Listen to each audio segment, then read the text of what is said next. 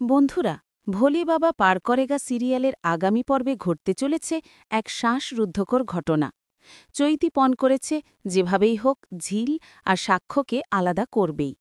সাক্ষ্য যে চৈতিকে দুচোখে দেখতে পারে না এবং ঝিলকেই ভালোবাসে, এই কথাটা নিজের বাড়িতে স্পষ্ট জানিয়ে দেবার পরেও চৈতি থামেনি। গল্পের মোড় ঘুরে যায় যখন অসুস্থ ঝিল হাসপাতালে ভর্তি হয়। সেখানে ঝিল আর তার বান্ধবীদের সামনেই এক ভয়ঙ্কর নাটক শুরু করে চৈতি।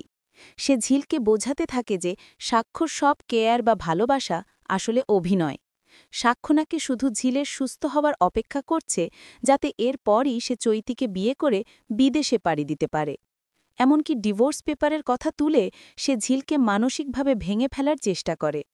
কিন্তু চৈতি জানত না, দেয়ালের ওপাশ থেকে তার এই মিথ্যে বানোয়াট গল্পগুলো সাক্ষর নিজের কানেই শুনছিল। এরপর যখন সাক্ষর কেবিনে আবার চৈতি একই চাল চালতে যায়, তখনই ঘটে আসল ধামাকা।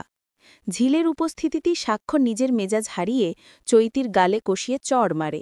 সাক্ষ্য স্পষ্ট জানিয়ে দেয় সে কোনোদিন চৈতিকে বিয়ের প্রতিশ্রুতি দেয়নি এবং ঝিলকে ছাড়ার কোনো প্রশ্নই আসে না।